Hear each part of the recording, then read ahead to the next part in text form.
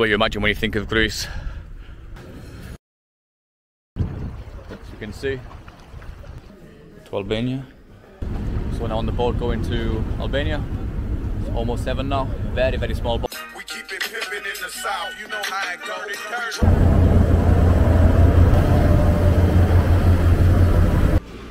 The furthest southern city in Albania. So hello guys and welcome from Corfu. I've had a crazy couple of weeks.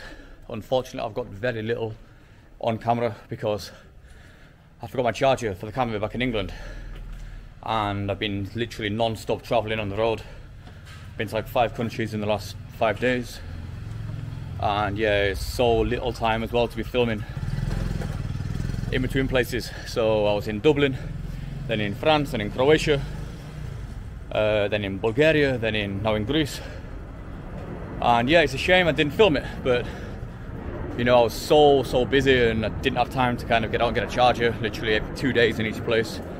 But I'm here now, starting the trip from here. The main point of being here is to get the boat to Albania. So for those who don't know, Corfu is literally like 3 miles from Albania, and it's like €15, 40-minute ferry boat away from the port, which is like 200 meters away. Also very happy to kind of get somewhere a little bit more off the beaten track. So yeah, Corfu is beautiful of course, but it's very touristy. It's quite expensive, and you don't really feel like you're so much of a pioneer going off to like these small villages where no one's looked before. You feel like you're the millionth YouTuber here. So if I couldn't call myself a YouTuber, probably not just yet. And yeah, I got the I was hitchhiked out of Bulgaria, and again the camera wasn't working, so it's a shame I couldn't film it because I had a bit of an adventure. I got the train from Sofia to the border with Greece, cost like €6, and then I thought, okay, I'll walk over the border, and there's a train line starting straight after the border.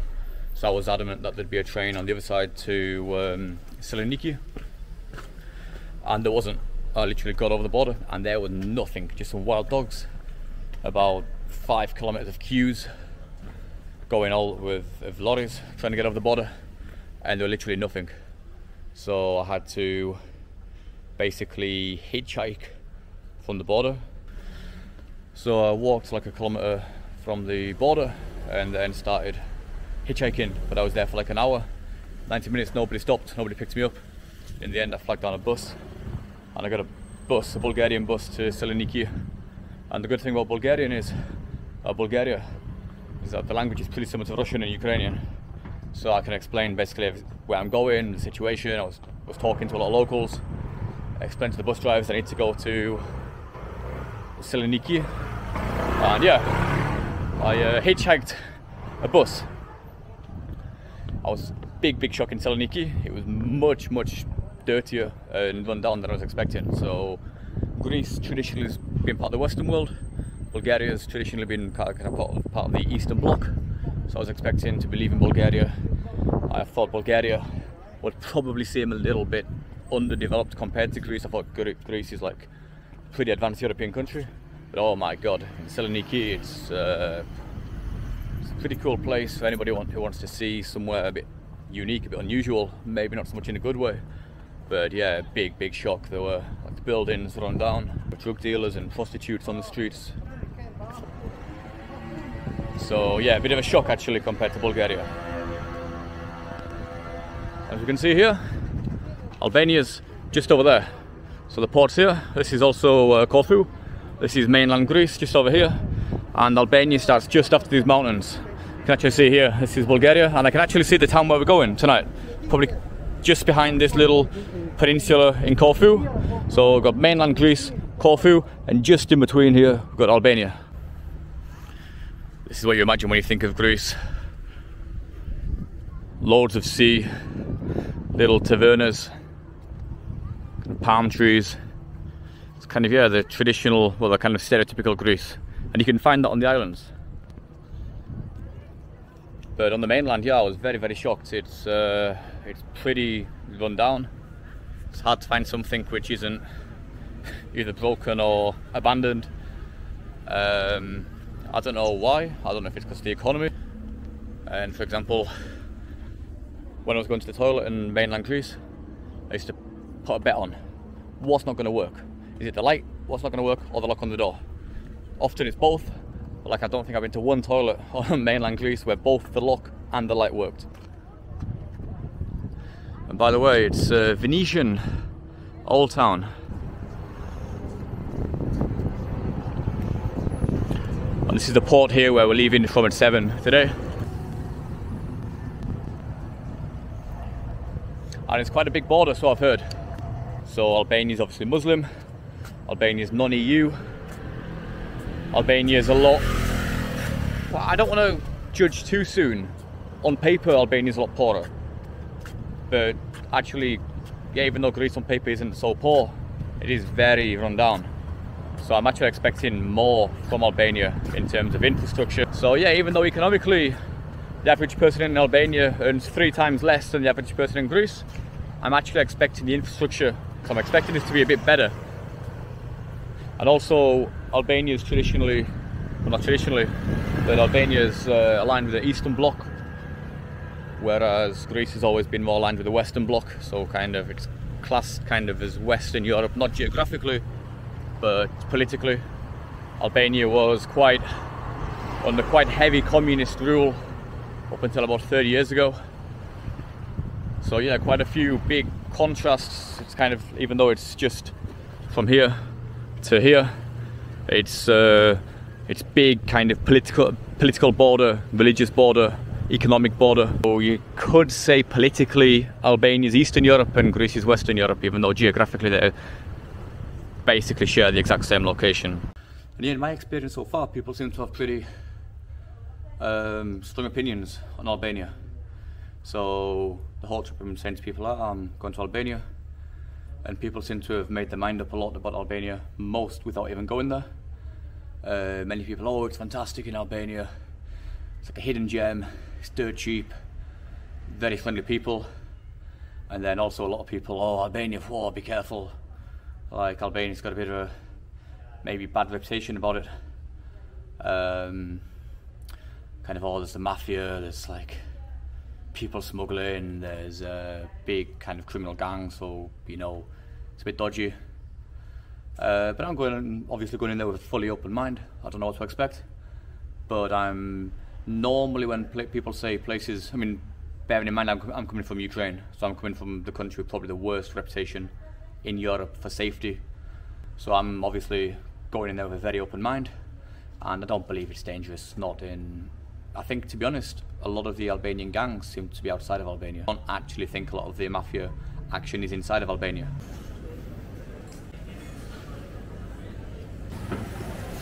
But yeah, it's a very beautiful old town. Italian vibe to it. I just had a swim in the water. It's beautiful this time of year. It's still warm after summer. And yeah, quite a few locals swimming, as you can see.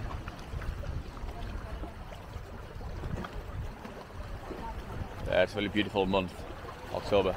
Sea's still warm. Sun's just perfect, not too strong for lobsters like me. Beautiful.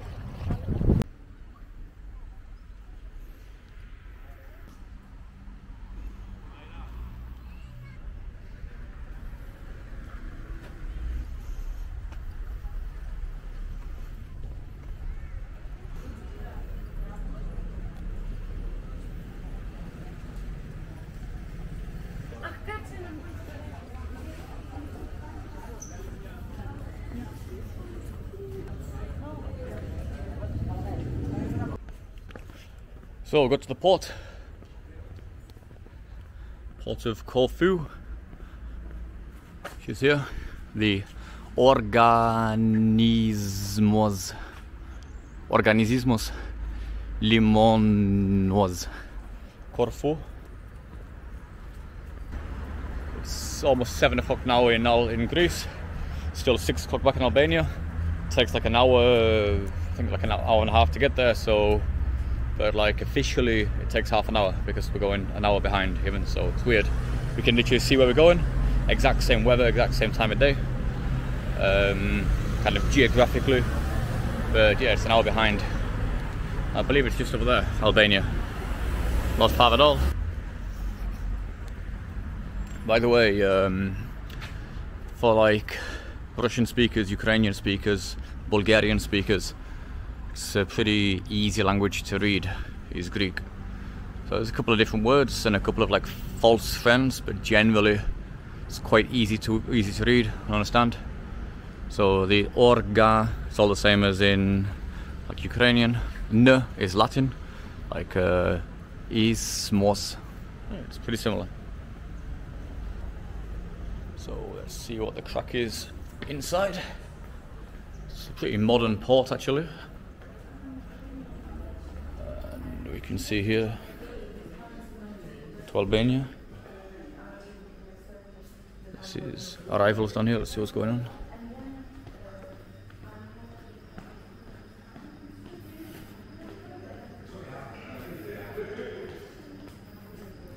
This is coming in, a bit like an airport actually. Nobody's coming in at the moment. And yeah, there's a pretty strict border control between Albania into Greece, especially Albania into Greece, given Albania's kind of dodgy reputation. Yeah, so it's a pretty strict border. Greece is European Union, Albania is not. So I don't know if there's much border control going into Albania, but we'll see. I don't know if you can smuggle anything from Greece into Albania, which is beneficial. Maybe just Uzo. So we're now on the boat going to Albania. It's almost 7 now. Very, very small boat. We keep it pimping in the south, you know how it goes. We drive old school white walls. I was expecting like one of these bigger boats over here, which we got here from the mainland on, but no, it's tiny. Like a little booze cruise boat without the booze. Or maybe there is booze, I don't know, I'll check. Seems the kind of boat which is susceptible to waves. Hopefully there's no waves out in the Med. No seasickness. See, Albania is just over here, I believe. I've got this little peninsula here, just behind there. This is still mainland Greece. This is obviously Corfu. Yeah, it could get a bit nippy actually. If we're going to get some pace on, it gets a bit windy, sun goes down, could be a bit nippy. I have to get the coat out. We'll see. Welcome to the shit show.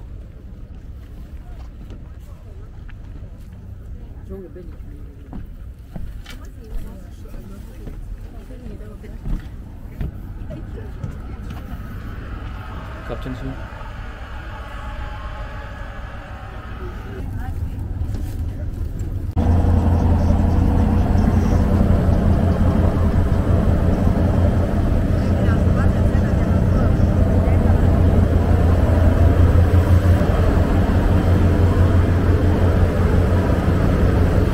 It's an Albanian boat by the looks of things. This is in Albanian, almost said Armenian. Albanian, not in Greek. And yeah, not the most secure boat, I want to say. You could literally just, if you've got a dog or something, the dog can just run off here. Let's have a look what it's like inside.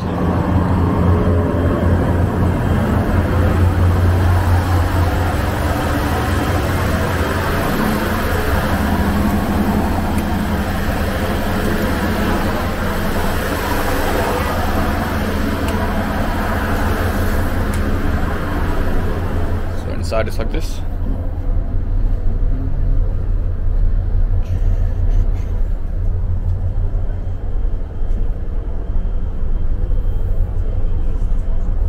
It's on a bottom deck, interesting.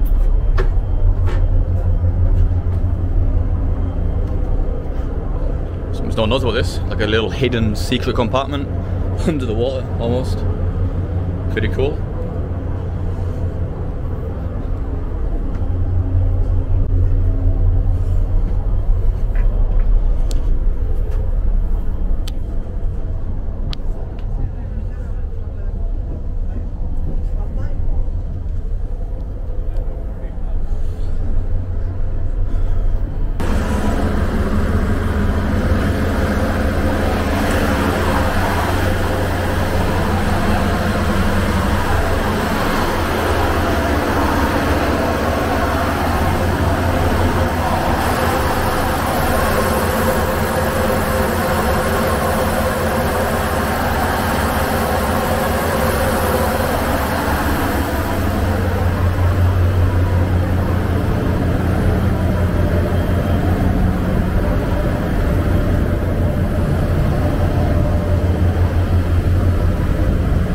excellent view.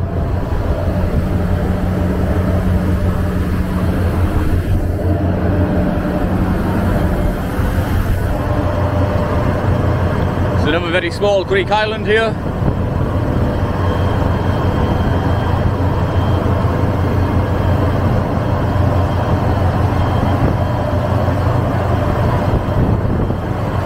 Yeah, it's a bit nippy here actually. The air is quite cold, so we can feel it. It's not so much down here. It's sheltered a bit, but you go on top deck, it's pretty windy. It's quite a fast boat actually, a lot faster than I was expecting. We've been sailing about 5 minutes, we're already probably into international territory, international seas.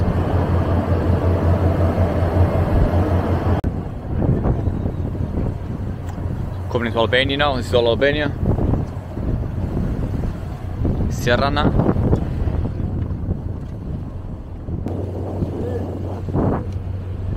Oh, sorry. It's blocking the captain's view. So I'm going to get out of the way.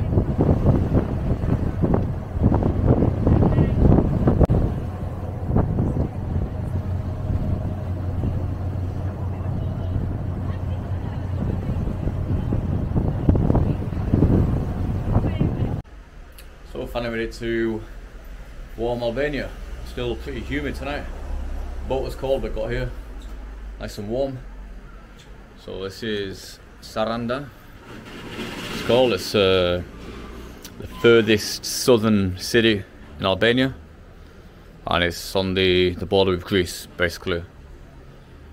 And yeah, first impressions, it's hard to say really. It's pretty similar to Greece in a few ways, but it's got more of a kind of Turkey vibe. And just friendly people. We couldn't find our hostel, so a guy just on the street stopped us. Oh, where are you going? Not the hostel actually, so Airbnb. I was staying in hostels in Bulgaria, but now with the wife now, so in a flat. Yeah, we couldn't find our flat, and he said, "Oh, give me the number. Where are you going?" I'll phone him. Phoned him in Albania and spoke to him.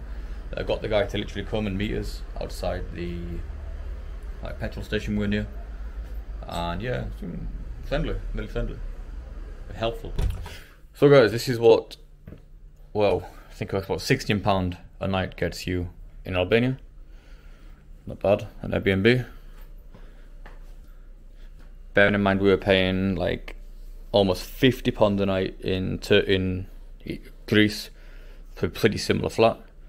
So prices so far in Albania seem like at least 3 times cheaper than in Greece. A balcony out here. You can't so much see now because it's night time, but this is the sea over there. Or maybe you can see the sea.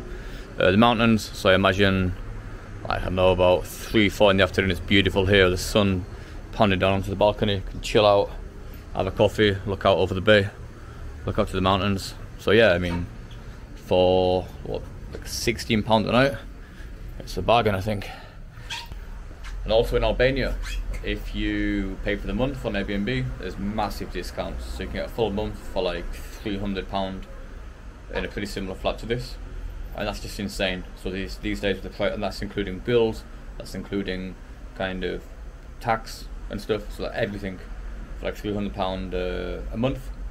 So I know friends in London, they're paying like £300 a month. That's just for, well, that's not even council tax and bills. So I think like in the middle of winter we're paying like £500 a month. That's just council tax and bills.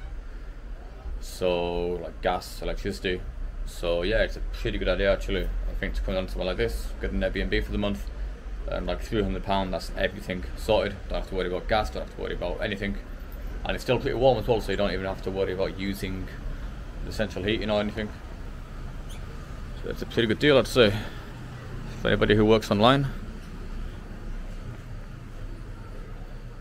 Internet's always good in these Airbnbs, it seems, these days. Hello there from sunny Albania, Saranda. It's a very beautiful day here today, and I'm actually very impressed by this place generally. And it's so quiet as well, which is, it's generally a good thing. I mean, it could be a bit busier, it could be a bit more lively, but I think to work, it's fantastic. So tons of cafes, all pretty quiet. And yeah, it's a very good place just to chill out.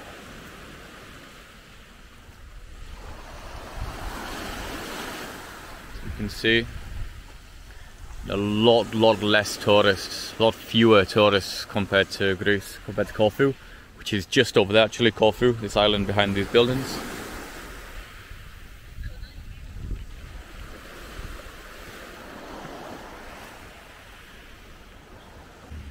And yeah, in terms of prices, it's a lot cheaper here than Greece.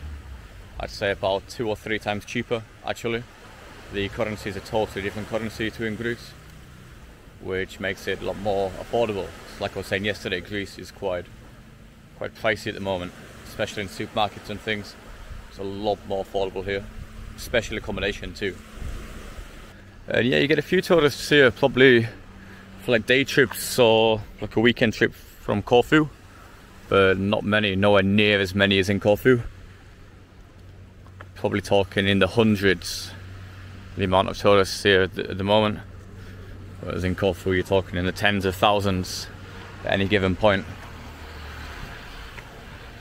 This one here's a cafe actually. I might go check it out now. And it's dead, so you can basically have this whole kind of sea terrace to yourself.